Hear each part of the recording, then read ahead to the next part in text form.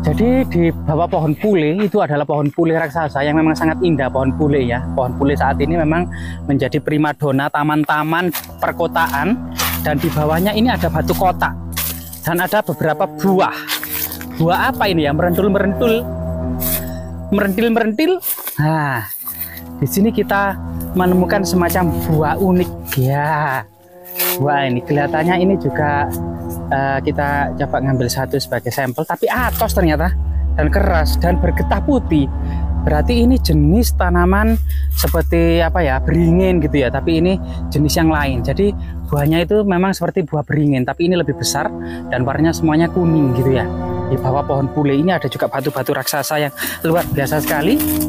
Katanya ada lubangnya yang merupakan lambang dalam bentuk vagina ya, vagina atau alat kelamin perempuan. Ini di sini dan biasanya di bawahnya itu ditopang oleh naga raja. Guys, jangan lupa like, subscribe dan komen ya kan.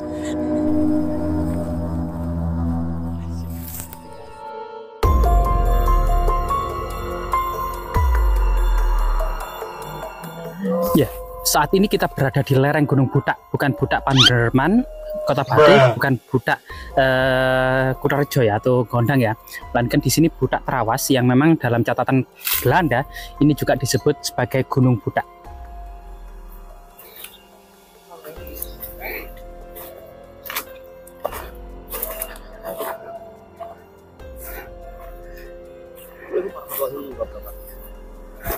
Memang suasananya agak gersang, namun di sini memang surga pisang ya.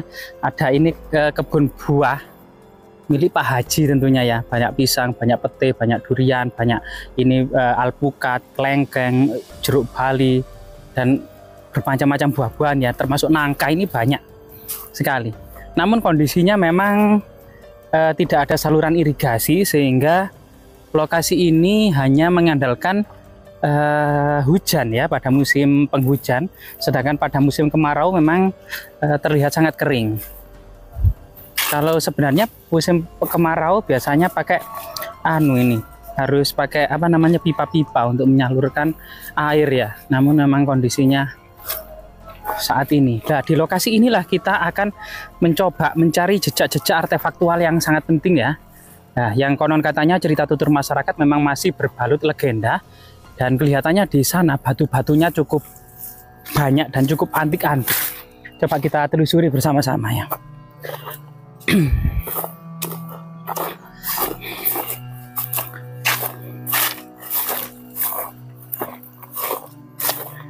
Jadi Bukit Budak yang saat ini memang sudah rimbun, pada masa lalu di bagian puncak itu memang rata dan apa namanya, tidak ada tanaman. Sekarang memang sangat rimbun sekali ya, seiring dengan perubahan-perubahan yang terjadi. Yang di atas saat ini masyarakat juga mengenalnya sebagai Puncak Sungkruh, yang pernah juga di beberapa diuji coba buat para layang, tapi namun gagal ya. Nah, coba dilihat di sana. Jadi kita akan mendapati sebuah lokasi yang penuh dengan batu-batu raksasa dan sangat banyak sekali dan mudah dipahat. Jadi dimungkinkan pada masa lalunya lokasi ini merupakan semacam bengkel arca. Nah ini tanaman apa ini ya, kok kayak ulat ini ya, kayak bulu pedas ini ya, monyet ya, tanaman apa? Jadi banyak tanaman-tanaman yang sangat misterius ya di sini itu ya, bulunya halus.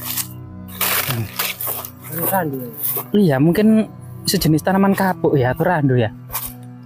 Nah, kalau di sini ini tanaman apa ya nih? Jati apa ini ya?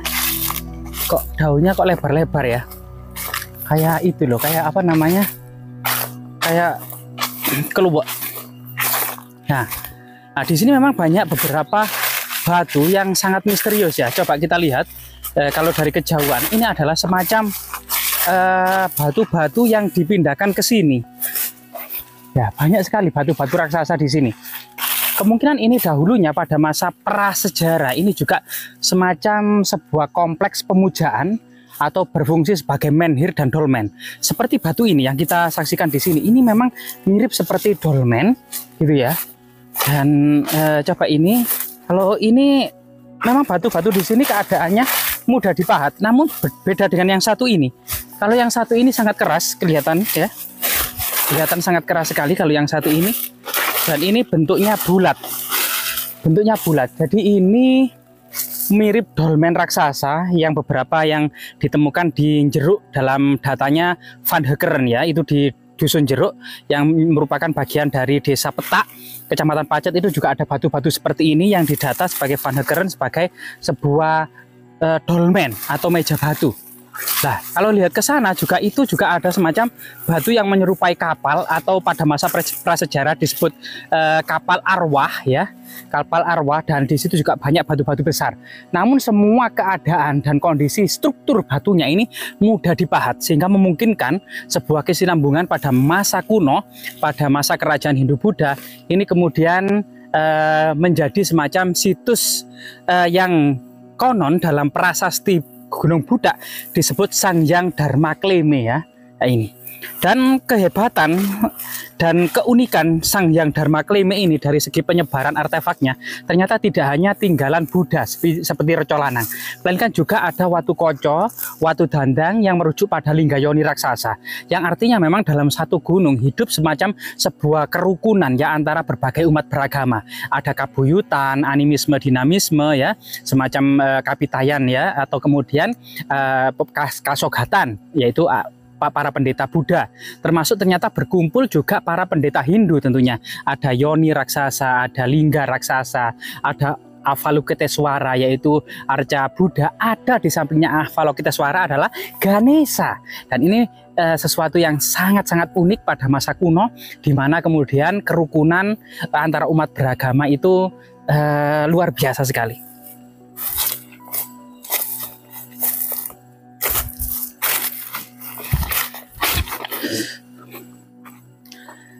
Jadi di bawah pohon pule itu adalah pohon pule raksasa yang memang sangat indah, pohon pule ya. Pohon pule saat ini memang menjadi primadona taman-taman perkotaan, dan di bawahnya ini ada batu kotak dan ada beberapa buah.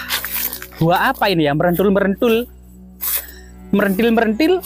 Nah, di sini kita menemukan semacam buah unik ya. Buah ini kelihatannya ini juga kita coba ngambil satu sebagai sampel, tapi atos ternyata dan keras dan bergetah putih. Berarti ini jenis tanaman seperti apa ya, beringin gitu ya, tapi ini jenis yang lain. Jadi buahnya itu memang seperti buah beringin, tapi ini lebih besar dan warnanya semuanya kuning gitu ya. Di bawah pohon pule ini ada juga batu-batu raksasa yang luar biasa sekali. Nah, di sini ada pule. Kemudian pule ini tumbuh secara real karena tumbuh di tebing ya, pohon pule. Nah, coba kita turun ke bawah. Di lokasi ini memang ada tinggalan artefaktual yang sangat monumental yang masyarakat menyebutnya sebagai watu koco. Watu koco yang dimaksud itu adalah batu cermin. Jadi ada gagangnya, ada kotak seperti cermin. Cermin sendiri pada masa kuno dikenal dengan darpana, yaitu cermin perunggu ya, ada gagangnya dan ada lingkaran kotak atau lingkaran itu darpana. Jadi kaca, cermin kaca itu pada masa Majapahit sebenarnya masih sangat langka, yang biasa digunakan para bangsawan atau orang-orang Majapahit untuk bercermin itu adalah semacam perunggu ya, yang perunggu yang halus yang bisa kemudian memantulkan wajah kita ke dalam cermin perunggu tersebut untuk kemudian berkaca.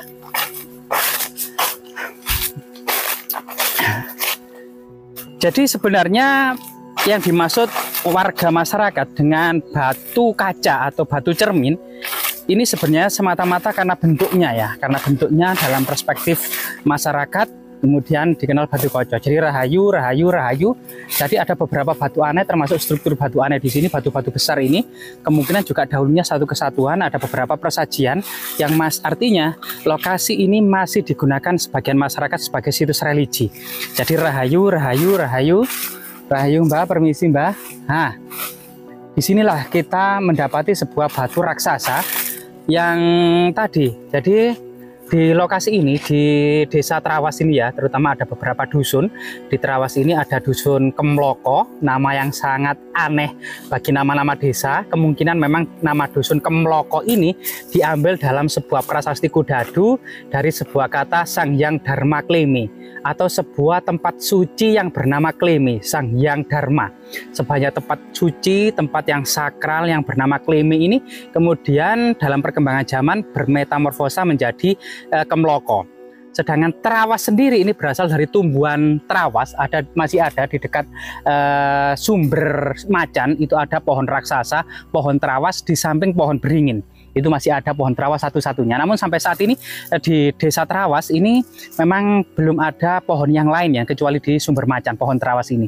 Selain kemudian dusun Kemloko, dusun Terawas sendiri, ada juga dusun Jaraan. Nah, dusun Jaraan. Dusun Jaraan ya, nah ini. Selain juga ini batu besar ini juga cukup aneh ya, ada beberapa di sana itu kotoran hewan-hewan seperti musang ya. Artinya memang di dalam kebun ini masih banyak hewan-hewan liar seperti musang dan lain sebagainya ya ini. Dalam cerita tutur yang berkembang di masyarakat, ini dianggap batu cermin atau watu koco karena dalam legendanya seperti itu. Ada seorang petani yang kemudian sudah kehausan, kelaparan, datang pulang dari sawah, kemudian mendapati istrinya hanya bercermin, belum memasak, belum menghidangkan makanan, belum menghidangkan minuman, sehingga kemudian dandang atau tempat menanak nasi, dandangnya itu masih kosong, ditendang oleh sang suami tersebut menjadi watu dandang. Sedangkan cerminnya dilempar oleh sang suami menjadi watu koco. Dan istrinya sendiri tersungkur menjadi reco wedok, dan dia menyesali perbuatannya, duduk bersila menjadi reco lanang. Ini semata-mata semuanya adalah legenda yang menjadi tradisi atau kemudian cerita kerakyatan, yaitu khazanah kekayaan jadi cerita kerakyatan yang ada di dusun ini, yaitu dusun Kemloko, Desa Terawas, Kecamatan Terawas, Kabupaten Mojokerto, Jawa Timur. Sedangkan dari aspek historis ya, teman-teman mau nanyakan, tapi memang kenapa posisinya miring, berada di tebing, bagaimana waktu itu cara mengangkatnya, dan ini adalah kesaktian para leluhur yang tidak bisa dipungkiri. Kemungkinan memang pada masa Majapahit ada ilmu-ilmu yang saat ini telah hilang, misalnya teleportasi, memindahkan benda yang menembus ruang dan waktu, telekinesis, yaitu memindahkan benda-benda raksasa tanpa menyentuh, dipindahkan. Ini namanya telekinesis ya. Nah, kemungkinan memang leluhur kita memiliki ilmu-ilmu seperti itu. Dari segi artefaktual ya, secara ilmiah, bentuk seperti ini merupakan semacam yoni unfinished yang biasanya berpasangan dengan lingga. Jadi bagian tengah ini yang berbentuk kotak, ini kemungkinan tempat untuk menancapkan lingga. Lingga sendiri bagian dasar memang berbentuk kotak segi 4 yang dinamakan Brahma Baga. Kemudian bagian tengah berbentuk segi 8 ya, yang dinamakan Wisnu Baga, dan bagian puncak lingga itu silindris ya, silindris halus seperti alu gitu ya, atau itu namanya Siwa Baga ya, atau simbol dari seribu penglihatan Siwa.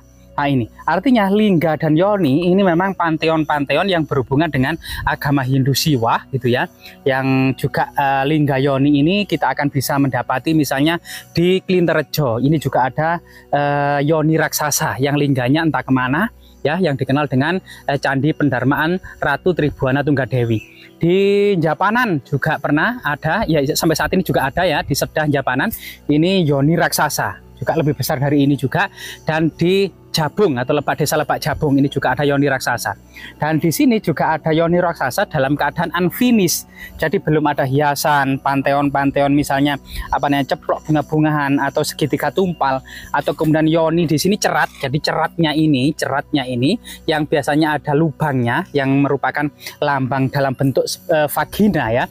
Vagina atau alat kelamin perempuan ini di sini, dan biasanya di bawahnya itu ditopang oleh naga raja sebagai kemudian simbol kebesaran raja-raja. Lingga yoni juga selain dipuja sebagai simbol agama Siwa, simbol dari Dewa Siwa, juga dipuja sebagai lambang kesuburan seksual ya, seksual kesuburan, serta kemudian lingga yoni ini juga merupakan manifestasi kekuatan dan kekuasaan dari seorang raja Majapahit atau Raja Singosari. Jadi semoga kemudian hal-hal seperti ini ya, kita hanya kemudian sedikit dari memang khazanah pengetahuan kuno yang cukup luas. Hanya saja kemudian video yang singkat ini mungkin bisa sedikit memberikan kontribusi atas pelestarian dan atas tinggalan-tinggalan kebudayaan yang terlantar di lapangan maupun terserak di kebun-kebun dan di hutan-hutan dan di gunung-gunung ya. Semoga bermanfaat. Ya.